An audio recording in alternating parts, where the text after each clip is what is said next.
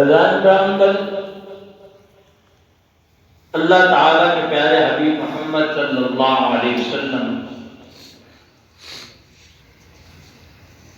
آج سے 1400 سال پہلے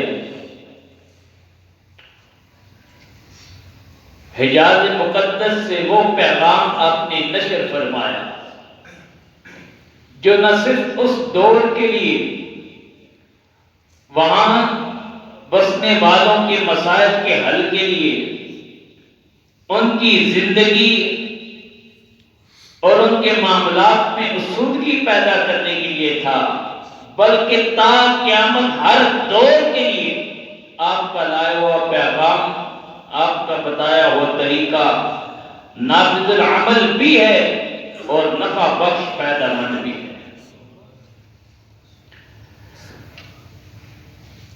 جس آیت کریمہ کو میں نے تلاوت کیا ہے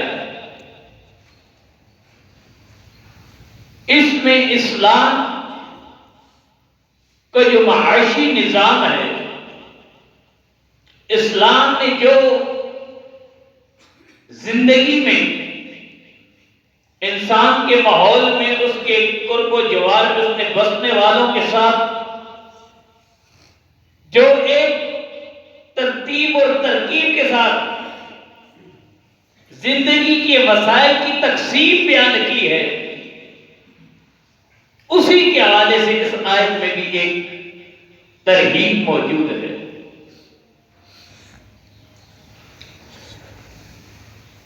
دنیا میں جہاں بھی کوئی بھی مملکت ہے، کوئی حکومت ہے، اس کا جو دار و مدار ہے، اس کی جو معیشت ہے، اپنی ضروریات پوری کرنے کے لیے وہ ایک نظام نافذ کرتی ہے جو آج سے نہیں ہمیشہ سے تھا، جسے آج کے دور میں ٹیکس کہا جاتا ہے۔ اور اس کا تصور کیا ہوتا ہے کہ اس ملک میں بسنے والے لوگوں سے مال لے کر حکومتی مصارف میں خرچ کر کے نظام حکومت کو چلایا جا سکے، یعنی حکومت چلانے کے لیے جو پیٹرول کا کام کرتا ہے، اس گاڑی کو رواں دواں رکھنے کے لیے جو ایندھن ہوتا ہے وہ اس ٹیکس کی صورت میں جمع کیا جاتا ہے۔ اور اگر آپ دنیا میں کسی دور کو بھی دیکھ لیں، آج کے دور میں دیکھ لیں، تو اس کو جمع کرنے کے لیے مکمل مستقل ڈپارٹمنٹس ہیں، اور اس ڈپارٹمنٹ میں کیا ہوتا ہے کہ آج اگر آپ کہیں بھی چلے جائیں نا، آپ کو ایک اسپیشل ڈپارٹمنٹ ملتا ہے جسے آڈیٹر کہتے ہیں یا بک کیپنگ کہتے ہیں، جہاں پر بڑے بڑے ماہر یہ بتانے کے لیے بیٹھے ہوتے ہیں کہ آپ نے ٹیکس بچانا کیسے ہے،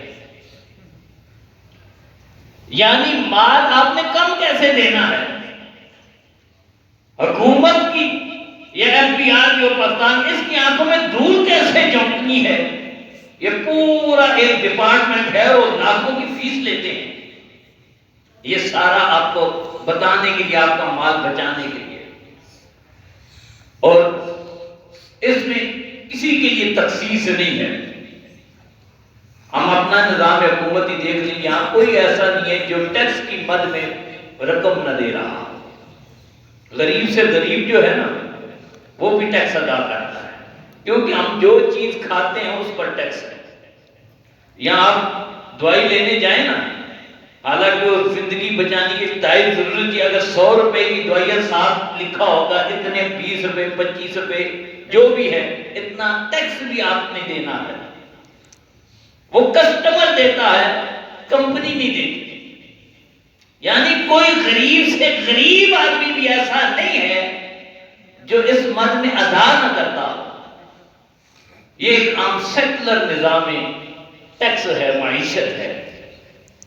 لیکن آج سے 1400 سال پہلے ایک نظام محمد عربی صلی اللہ علیہ وسلم نے دیا تھا۔ آپ نے جب حضرت، بہت سی روایات، ایک روایت میرے ذہن میں ہے، آپ نے جب حضرت معاذ رضی اللہ تعالیٰ عنہ کو جب یمن کا امیر گورنر بنا کر بھیجا، انہوں نے آپ نے بہت سی نصیحتیں کی. ایک آپ نے اس میں نصیحت فرمائی ان اللہ قد فرض صدقۃ تؤخذ من اغنیائہم فترد علی فقرائہم. اے معاذ سنو، اللہ تعالیٰ نے زکوٰۃ کو فرض قرار دیا ہے، اور یہ نہیں کہ سارا مال جمع کر کے تم نے مدینہ بھیجنا ہے. آج کل یہاں پر جتنا بھی ٹیکس ہوتا ہے جمع ہو کر سینٹرل گورنمنٹ کو بھیجا جاتا ہے. وہ پہلے وہ ذرا اپنی ضروریات کو دیکھتے ہیں، اگر کچھ بن جائے تو کچھ نہ کچھ تمام کو بھی مل جاتا ہے.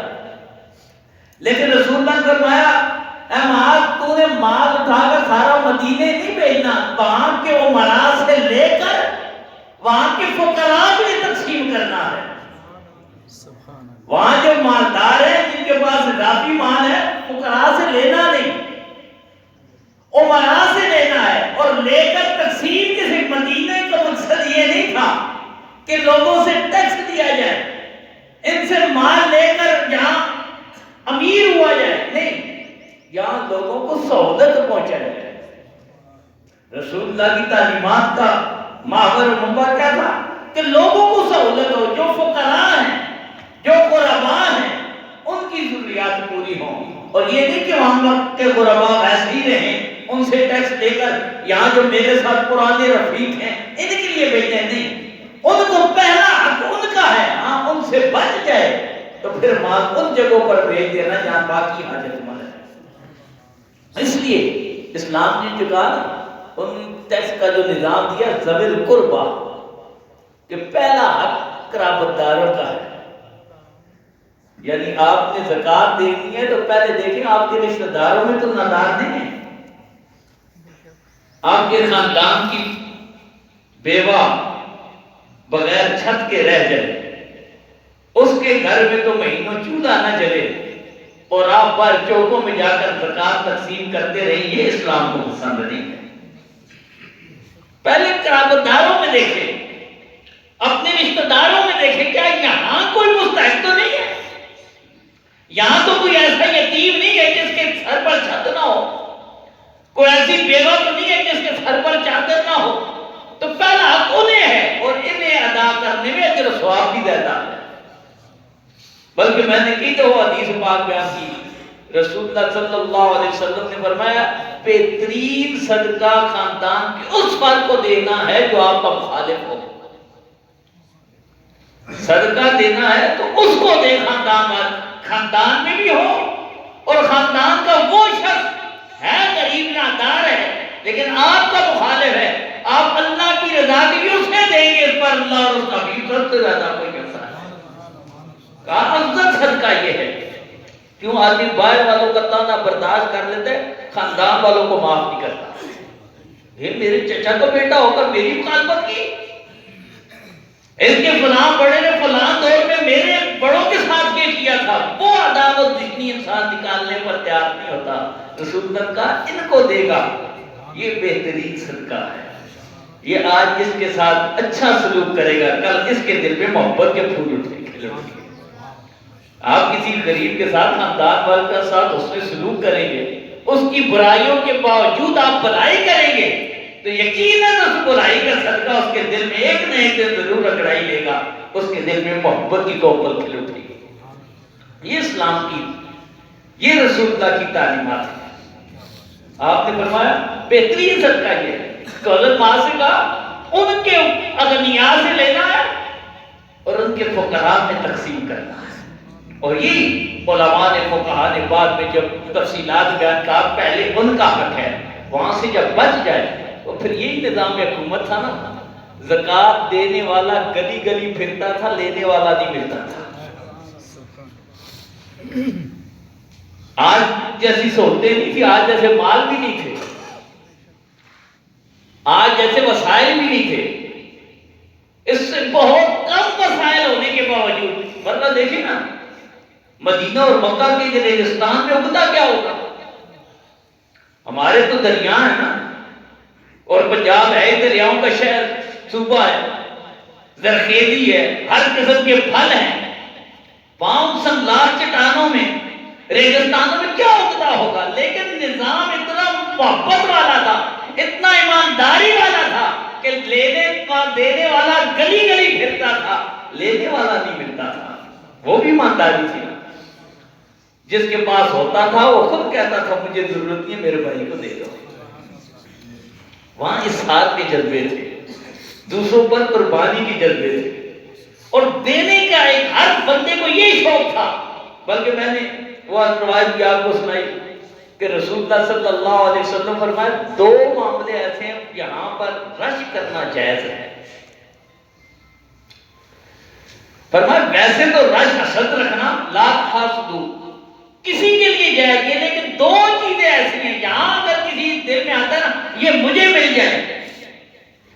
رش اور حسد میں تھوڑا فرق بھی ہے۔ حسد یہ ہے کہ اللہ اس کا بھی یہ معاملہ ختم کر دے، اس کی جو گاڑی ہے نا تباہ ہو جائے۔ رش کیا ہے کہ اس کو ملا ہے نا ایسا مجھے بھی مل جائے، اس کے لیے بری نظر نہیں ہوتی، لیکن کہا اور معاملوں میں تو یہ اچھا نہیں ہے کہ یہ بھی کہے مجھے، لیکن 2 چیزیں ایسی ہیں کہ اس میں یہ کہنا کہ یہ میرے پاس بھی ایسا ہو اچھا ہے۔ فرمایا کیا؟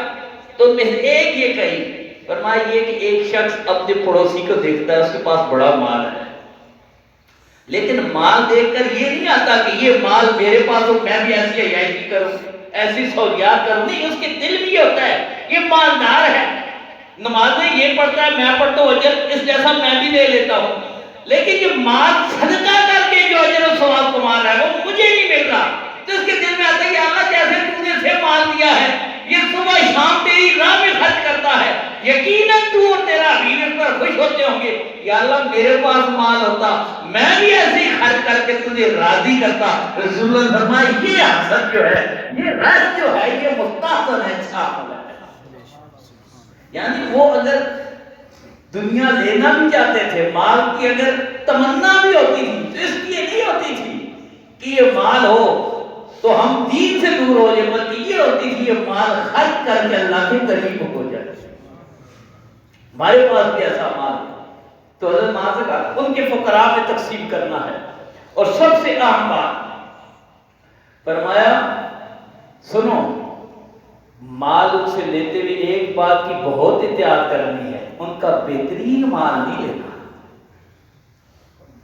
جن سے زکات وصول کرو گے، صدقہ وصول کرو گے، لینا ہے، لیکن ان کا بیسٹ مال نہیں لینا، اعتدال والا معاملہ کرنا۔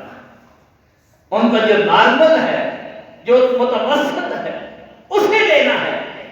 اور پھر ساتھ ایک تنبیہ بھی فرمائی، اور یہ ان صحابہ کے لیے نہیں تھی، یہ ہمارے جیسوں کے لیے بعد میں پیغام تھا۔ یہ نہ سمجھ دینا کہ مدینہ سے دور ہو تو کوئی دیکھنے والا نہیں ہوگا، یہ اصل اسلام کا نظریہ تھا، احتساب نفس تھا، خوف خدا کا میسج تھا۔ یہ نہیں کہ پیچھے ڈپارٹمنٹ احتساب بیورو ہے یا نہیں ہے، اس کا میرے محلے میں آفس ہے یا نہیں ہے، یہاں کوئی آفیسر مجھے باز کرنے والا ہے یا نہیں ہے، یہ تصور نہیں تھا۔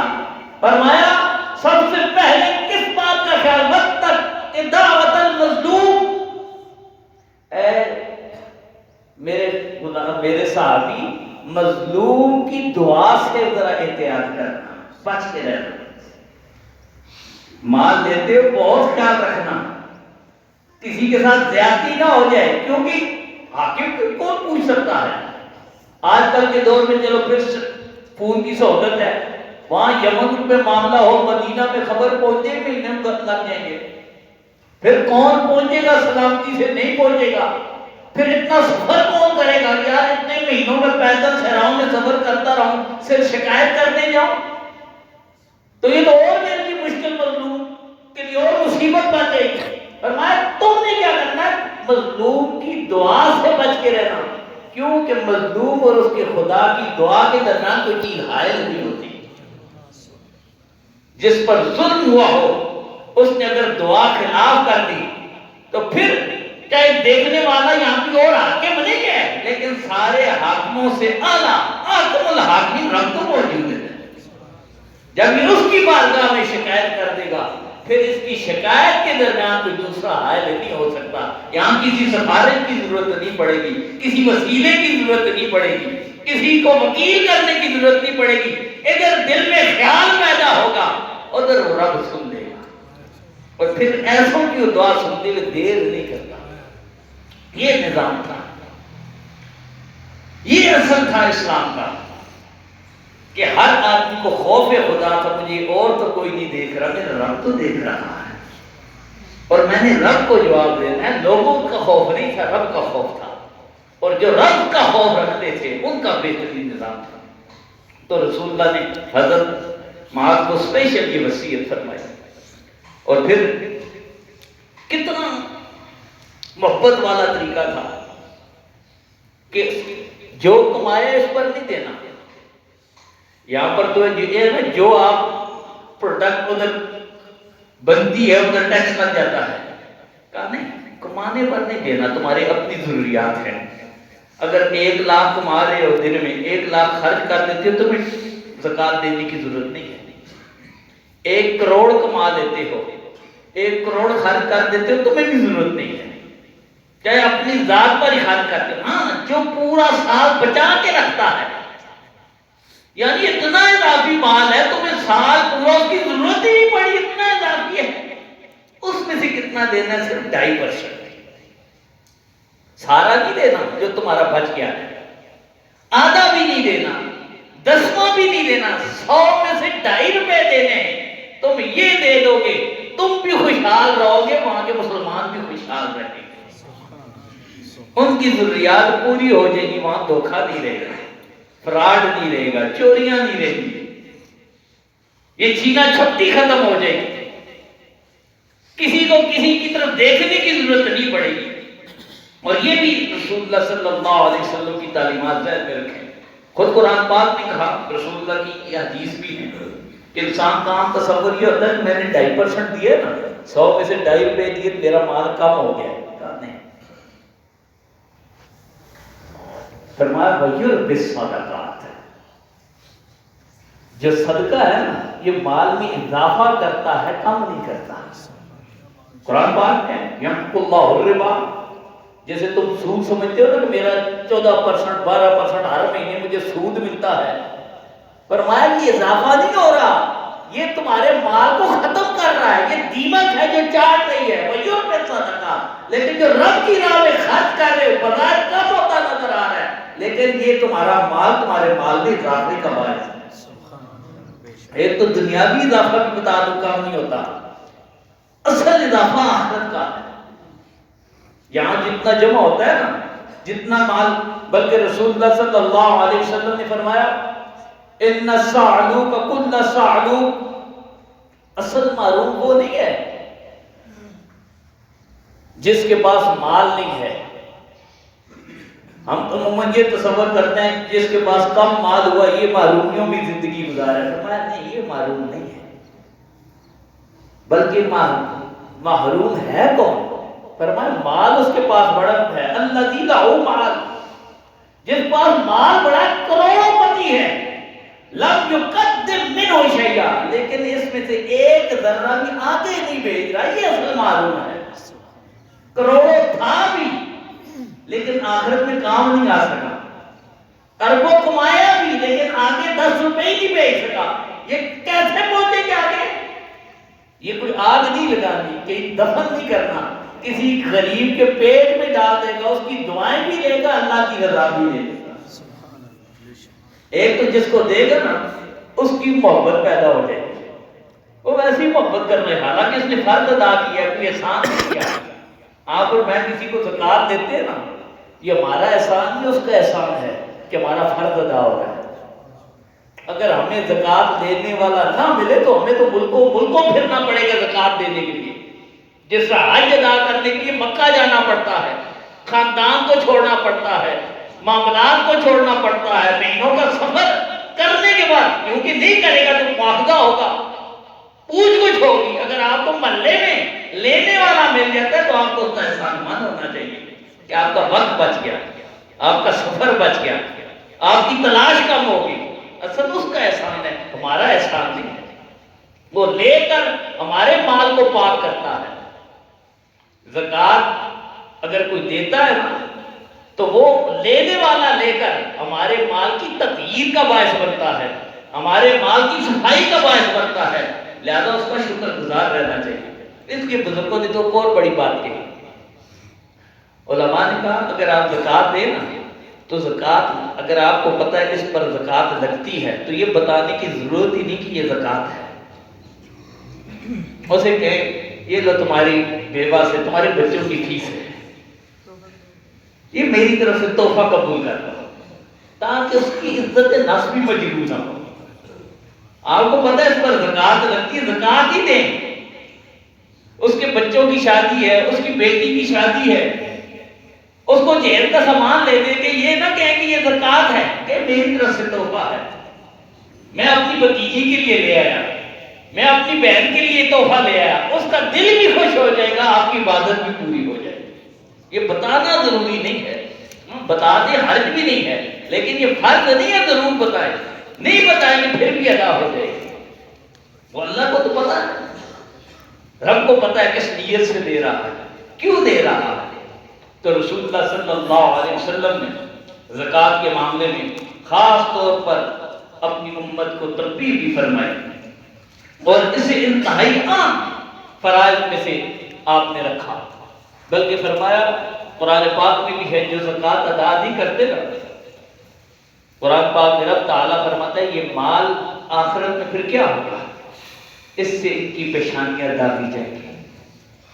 یہ مال جو بچا کے رکھا، اس سے رب کا حق ادا نہیں کیا، خزانے بناتے رہے، تو یہ مال فائدہ نہیں دے گا، الٹا نقصان دے گا۔ بلکہ ایک اور حدیث پاک میں رسول اللہ نے فرمایا یہ مال اس کے گلے کا توق ایسے بنے گا جیسے ایک سانپ ہوتا ہے، اور حدیث پاک کے جو سانپ ہے نا وہ گنجا سانپ جس کی آنکھوں پر داغ ہوتے ہیں، نشان ہوتے ہیں، علماء نے لکھا یہ سب سے زہریلا سانپ ہوتا ہے، جس کی عمر بہت ہو جائے اور عمر اور سانپ کے زہر کی کثرت کی وجہ سے اس کے جو ادھر مساموں پر بال ہوتے ہیں وہ گر جاتے ہیں اور اس پر داغ نکل آتے ہیں، وہ سب سے زہریلا سانپ ہوتا ہے۔ رسول اللہ فرماتے ہیں وہ سانپ اس کے جبڑوں سے اسے جکڑ لے گا، کہے گا میں تیرا مال ہوں جس سے تو زکوٰۃ ادا نہیں کرتا تھا، جس سے تو رب کا حق ادا نہیں کرتا تھا، میں وہ ہوں۔ اور پھر رسول اللہ صلی اللہ علیہ وسلم نے اور کئی احادیث ہیں جن میں آپ نے یہ ترغیب، یہ خوف خدا یاد کرایا کہ اس کو ادا کرو، اس کو ادا کرنے میں ہی انسان کی بھلائی ہے۔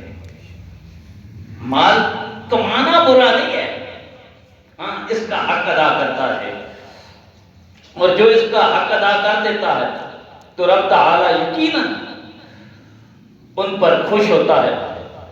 اور پھر یہ مال ایسا ہے جو رب تعالیٰ کی رضا کے لیے انسان خرچ کرتا ہے۔ خود قرآن پاک میں رب تعالیٰ فرماتا ہے مثل الذین ينفقون اموالهم فی سبیل اللہ کمثل حبۃ انبتت سبع سنابل فی کل سنبلۃ مئۃ حبۃ، فرمایا جو رب کی راہ میں خرچ کر دیتا ہے اس کی مثال ایسے جو ایک دانہ کیا کرتا ہے زمین میں بوتا ہے، اور اس دانے سے 1 سے 7 خوشے نکل آتے ہیں، لگاتا ایک ہے، خرچ 1 روپیہ کرتا ہے، اس سے 7 گنا ملتا ہے۔ پھر کہتے ہیں وہ 7 گنا ہی نہیں رہتا، ہر ایک میں پھر 100 دانے پیدا ہو جاتے ہیں۔ یہ رب تعالیٰ نے سمجھانے کے لیے کہا، یعنی 1 لگائے گا 700 واپس مل جائیں گے۔ فرمایا یہ تو وہ ہے، لیکن جب چاہتا ہے وہاں کیا فرمایا واللہ یضاعف، پھر اللہ جتنا چاہتا ہے اتنا اس میں اضافہ کر دیتا ہے۔ کثیرہ، ایک آپ کا کثیر ہے، ہمارے کثیر کی گنتی لاکھ پر ختم ہو جاتی ہے، وہ لاکھ میرے لیے بہت مال ہے۔ جو مالدار ہو کہتا ہے کروڑ میرے لیے کثیر ہے، کوئی ارب کو کثیر کہتا ہے، کوئی خرب کو کثیر کہتا ہوگا، یہ دنیا والوں کے کثیر ہیں، جس کو رب کثیر کہتا ہو کتنا کثیر ہوگا۔ کہتا 1 دانہ دے دو رب کی راہ میں، رب راضی ہو گیا تو کثیر واپس کرے گا۔ رب کے کثیر کا دنیا والا کوئی اندازہ ہی نہیں کر سکتا، رب کتنا کثیر دے دے گا۔ یہ تو اصل کیا ہے، نیت کتنی ہے۔ بلکہ ترغیب تو یہاں تک دی گئی ہے کہ اگر تمہارے پاس کھجور ہو نا، زیادہ مال نہ ہو، آدھی کھجور بھی کر دو گے رب وہ بھی صدقہ قبول کر لے گا۔ اپنے مال کو حقیر نہ سمجھو کہ اگر کی دنیا میں آپ یا مسجد میں مدرسے میں کسی جگہ گئے لوگ لاکھوں دے رہے ہیں، آپ نے میرے پاس تو 10 روپے ہیں، کہ 10 کم نہیں ہے. کسی کے 100 لاکھ 1000 کروڑ کو دے کے اپنے مال کو چیز نہ سمجھو. رب تعالیٰ کثرت کو نہیں دیکھتا، وہ تو دلوں کی نیتوں کا وزن کرتا ہے. لیکن فرمایا کثیر قلیل کو نہ ناپو. کیا دیکھو تم کس محبت سے دے رہے ہو. اس لیے ہم نے تو علماء سے سنا کہ جو غریب کا مال ہوتا ہے، جو محبت سے دیتا ہے، اللہ اس مال میں برکتی کی زیادہ عطا فرماتا ہے. رسول اللہ تو یہ ترغیب دی کا کھجور کا آدھا حصہ بھی اگر کوئی دیتا ہے رب وہ کم سمجھ کے ترک نہیں کرتا، اس پر بھی اجر و ثواب عطا فرماتا ہے. اس لیے اپنے مال کو کم نہ سمجھے. اور یہ زکوٰۃ انتہائی عام ہے. ہم بہت سی عبادات کرتے ہیں، لیکن آج جتنا ہمارے پاس وسائل زیادہ ہو گئے، ہمارے پاس مال زیادہ ہو گیا، ہمارے لیے زکوٰۃ دینا مشکل ہو گیا. یہ اتنا مشکل ہے نہیں. اور یہ بھی ضروری نہیں آپ ایک دفعہ ہی ساری دیں. آپ نے سال گزر گیا مال پر، اندازہ کر لی میرے پاس اتنا مال ہے، کچھ آج دے دیں، کچھ کل دے دیں، کچھ 2 مہینے بعد دے دیں، پورا سال دے دیں. جب دے کے رب تعالیٰ قبول فرما لے گا. آج اگر کوئی حاجت مند نہیں مل رہا، مہینے بعد ملتا ہے، اسے اس وقت دے دیں.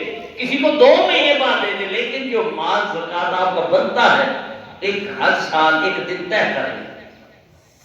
آج جو دن ہے، مثلا آج شعبان کی اگر 3 ہے تو میں ہر سال 3 شعبان کو دوں گا، میں 1 شعبان کو دوں گا، 1 رمضان کو دوں گا.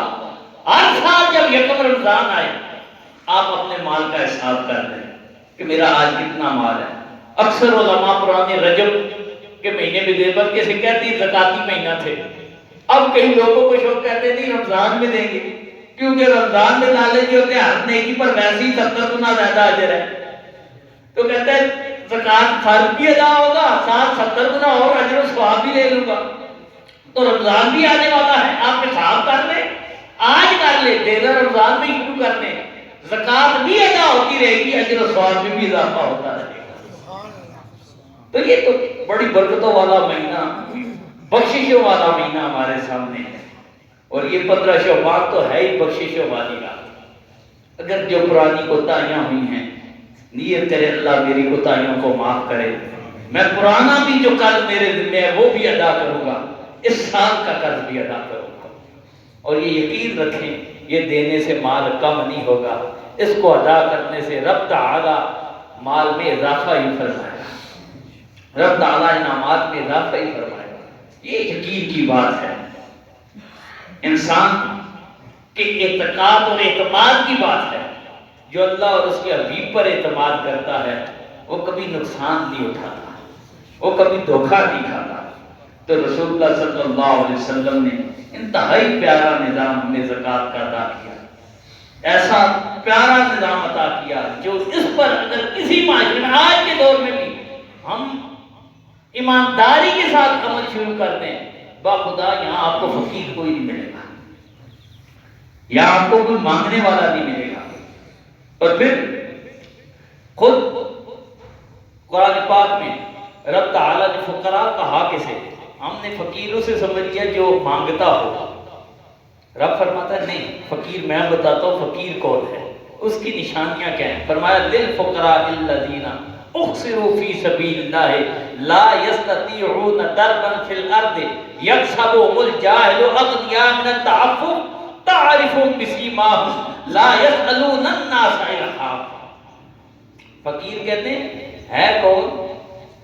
جو اللہ کی راہ میں رستوں میں مال کو کمانے کی اس پر طاقت نہیں رہی، استطاعت نہیں رکھتا، کمزور ہو گیا، بیمار ہو گیا، چاہتا ہے لیکن اب اسے مواقع نہیں مل رہے، کما نہیں سکتا.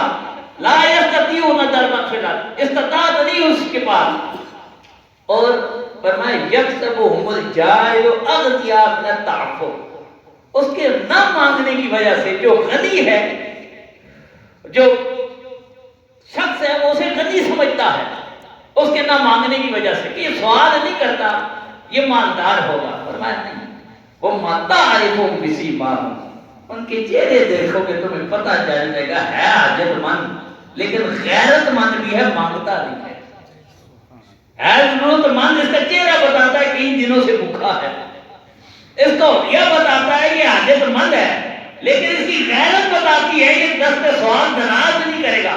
فرمایا وہ ہے تعریفهم بسیماہم لا یسألون الناس الخافا، یہ لوگوں سے گڑگڑا کر مانگتے نہیں ہیں، یہ کسی کے سامنے بھیک کے لیے ہاتھ نہیں پھیلاتے، لیکن ہوتے حاجت مند ہے۔ فرمایا یہ اصل فقراء ہے۔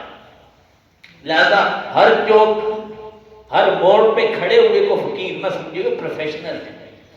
فقیر اپنی صفوں میں تلاش کرو، نماز کے لیے آؤ اپنے دائیں بائیں دیکھو میرا یہ نمازی بھائی کس حال میں ہے۔ پہلے لوگ دیہاتوں میں ہوتے تھے، پورے گاؤں کے حالات سے باخبر ہوتے تھے، اب ہم شہروں میں آئے ہمیں یہ بھی نہیں پتا ہمارا پڑوسی کس حال میں ہے، بلکہ بات چل لمبی ہو جائے گی، پھر انشاءاللہ کوئی بیان کروں گا، کیونکہ اگر جو پڑوسیوں سے رسول اللہ صلی اللہ علیہ وسلم نے پڑوسیوں کے اتنے حقوق بیان کیے ہیں، فرمایا گیا کہ یہ خدشہ ہوتا تھا کہ کہیں اللہ وراثت میں حقدار نہ بنا دے، کہ ہمارا جو پڑوسی ہے اس کے اتنے ہم پر حقوق ہیں، ہمیں تو اب نام پوچھنے کی فرصت ہی نہیں ہے۔ دعا کرے اللہ ہمیں راہ ہدایت پر قائم دائم رکھے، ہمیں اسلام کی جو محبت والی خوبصورت تعلیمات ہیں ان پر عمل پیرا ہونے کی توفیق عطا فرمائے۔ وآخر دعوانا الحمدللہ رب العالمین۔